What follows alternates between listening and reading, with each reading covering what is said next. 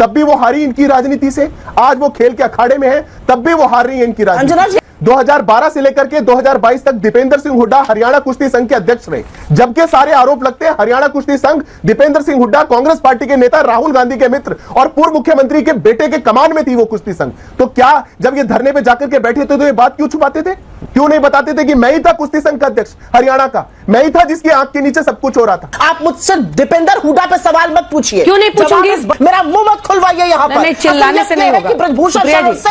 चिल्लाने से नहीं होगा। एक सेकंड, चिल्लाने से मैडम नहीं होगा। सवाल आपसे भी पूछा जाएगा। सवाल यह है कि इन्हीं बेटियों के हक अधिकार उनको पहले नहीं दिए जा रहे थे, लेकिन चूंकि अब आपको इसमें मौका दिख रहा है सियासी, इसलिए आप लोग राज्यसभा सांसद बनाने की बात कर रहे हैं। ये सब सवाल ना पूछा जाए आपसे। क्यों भाई? क्योंकि आप मुझ पर चिल्ला रही हैं इसलिए। मैं एक बड़े प्रखर तरीके से अपनी बात रख रही हूं। बीजेपी प्रवक्ता ने जिस अंदाज में बोला उसी अंदाज में जवाब दे रही हूं। Please take back your words. मैं आपके ऊपर बिल्कुल नहीं चिल्ला रही हूं। आपने बोला आप मुझसे ये सवाल नहीं पूछ सकती। आपने मुझे ये कहा कि आप मुझसे ये सवाल नहीं पूछ सकती हैं। दोस्तों नमस्कार। दोस्तों, विनेश फोगाट आपको याद होगा जो ओलंपिक्स में गई है और मेडल जीतने के बावजूद वो हार गई, क्योंकि जब वेट किया गया तो उसका 50 kg से थोड़ा सा मामूली सा ज़्यादा था। अब कांग्रेस वाले आप जानते हैं उनकी एक आदत है, अगर वो जीत जाती तो उन्होंने, वो जीती थी जैसे ही न्यूज़ आई थी तो इन्होंने मीडिया में रिपोर्ट बना दी, देखा मोदी जी को जवाब दे दिया है, इसने ये किया है वो किया है। और जब पता लगा कि उसका 50 kg से ज़्यादा वेट है और उसको मेडल नहीं मिलेगा तो इन्होंने वो मोदी की साजिश बता दी। दोस्तों, ये है इनकी आदत। अब इसी के ऊपर सुप्रिया सेनेत को तो आप जानते ही हैं, उसकी शक्ल देख लेता आदमी तो कई दिन तक रोटी नहीं खा पाता है, क्योंकि वो इतनी लड़ोकनी है। आज वो अंजना से भिड़ गई और फिर अंजना ने जो उसको धोया है, दोस्तों वीडियो देखेंगे आपको मज़ा आ जाएगा। आज उसको पता लगा कि सेब को कोई सवा सेब टकरता है। दोस्तों वीडियो पूरे देखिएगा, वीडियो पसंद आए तो वीडियो को लाइक कीजिएगा, चैनल को सब्सक्राइब कीजिएगा और कमेंट्स में जरूर कीजिएगा। Thank you. अब सब ये कह रहे हैं कि चुनावों की वजह से कांग्रेस पार्टी इतनी हवा दे रही है, वरना कहां, अगर सम्मान होता बेटियों का तो आपने सुना ही उनको, वो सीधा सीधा भूपेंद्र हुड्डा के इस दाव को कि उन्हें राज्यसभा सांसद बनाना चाहिए, कह रहे हैं कि ये एक राजनीतिक स्टंट है। गीता फोगाट को क्यों नहीं भेजा गया राज्यसभा में? बबीता ने रजत, गीता ने स्वर्ण पदक जीता था। 12 में गीता ओलंपिक के लिए क्वालिफाई करने वाली पहली महिला पहलवान बनी थी। उस समय हुड्डा की सरकार थी। गीता और बबीता को डीएसपी बनाया जाना था, लेकिन हुड्डा साहब ने भेदभाव किया, गीता को इंस्पेक्टर बनाया, बबीता को सब इंस्पेक्टर बना दिया। इस पर आपका जवाब? मुझे ऐसा लगता है आज विनेश को यह बताने की जरूरत है कि वो हारी नहीं है। मेरे लिए विनेश ये कंपटीशन और ये जंग नहीं हारी है। मेरे लिए विनेश एक चैंपियन है, एक हीरो है। वो उसका जीत का जज्बा, उसका जुनून, उसका साहस और उसका अदम्य साहस, वो सिस्टम से, वो एक बहुत पावरफुल व्यक्ति से off and on the arena लड़ी और उसके बाद भी वो जीत के इतने करीब पहुंची। तो मुझे नहीं लगता कि विनेश फोगाट हारी है। और अगर आप में से किसी को भी लगता है वो हारी है तो ये उसका अकेला मेडल नहीं था, ये देश का मेडल था। आज पूरा देश हारा है और देश एक सिस्टम से हारा है। मेरा अपना मानना है और मैं बहुत पुरजोर तरीके से जरूर कहना चाहती हूं, इंडिया का एक बहुत बड़ा सॉफ्ट पावर है। हम बहुत बड़ी पावर है दुनिया में। और क्या इंडियन ओलंपिक एसोसिएशन, क्या सरकार, क्या मिसेस अंबानी जो हिस्सा है आईओसी का, क्या हम मिलकर इस तरह का एक दबाव नहीं डाल सकते थे कि उसको अपील का एक मौका मिले? मैं आज बात करना चाहती हूं कि असल खेल तो कहीं और हो रहा है और उस पर चर्चा नहीं होती है। यहां पर आप राजनीति की बात कर रही हैं। जो विनेश फोगाट के साथ हुआ है उसने बहुत सारे लोगों का दिल तोड़ा है, लेकिन विनेश फोगाट ने अकेले इस देश की तमाम लड़कियों के लिए नए आयाम, नए परचम, नए शिखर खोल दिए हैं। और आज बहुत सारे लोग पूछेंगे कि क्या बृजभूषण सिंह के खिलाफ लड़ने में जो अदम्य साहस उसने दिखाया वही उसने रिंग में दिखाया। मैं सिर्फ इतना कहूंगी कि उनकी दोनों बेटियां बीजेपी का हिस्सा है। बबीता जी तो चुनाव से टिकट भी लेकर लड़ी थी बीजेपी से, दादरी से, और गीता जी ने भी बीजेपी का प्रचार किया था। दोनों ने जब विनेश, साक्षी मलिक, बजरंग पुनिया जैसे लोग एजिटेशन कर रहे थे तो उनके खिलाफ बयानबाजी भी करी थी। मैं इनके व्यक्तिगत मामलों में नहीं पढ़ना चाहती हूं। मुझे लगता है कि तस्वीर का एक दूसरा पहलू वो भी है जो ताऊ ने यहां पर नहीं बोला। मैं उस पर टीका टिप्पणी नहीं करना चाहती हूँ। तो रुको जरा, सब्र करो। मैं मानता हूं विनेश फोगाट सिर्फ चैंपियन नहीं, वो चैंपियन ऑफ चैंपियंस है। उन्होंने देश में देश के सभी खिलाड़ियों के लिए एक मिसाल कायम की है। वो एपिटोम है रेजिलियंस की।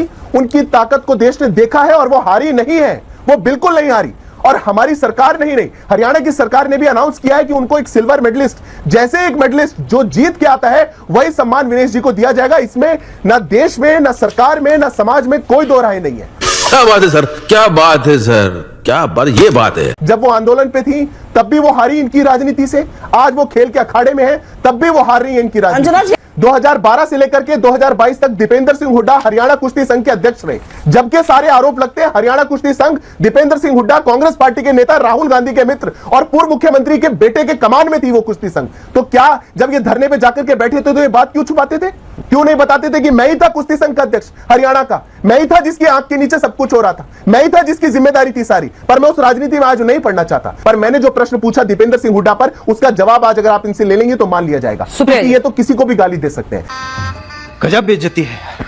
ये द्रोणाचार्य अवार्डी को नहीं छोड़ेंगे, अर्जुना अवार्डी को नहीं छोड़ेंगे, जो अपनी सरकारों में खिलाड़ियों के साथ बर्बरता करते थे, जिन्होंने कभी खिलाड़ियों को सुख सुविधाएं नहीं दी। कितनी थी पेंशन द्रोणाचार्य अवार्डी की और अर्जुना अवार्डी की, बताइए हरियाणा के अंदर? आप समझा नहीं पाई कि अगर गीता और बबीता को डीएसपी बनना था तो उन्हें इंस्पेक्टर और सब इंस्पेक्टर क्यों बनाया गया, इस पर आपने जवाब नहीं दिया।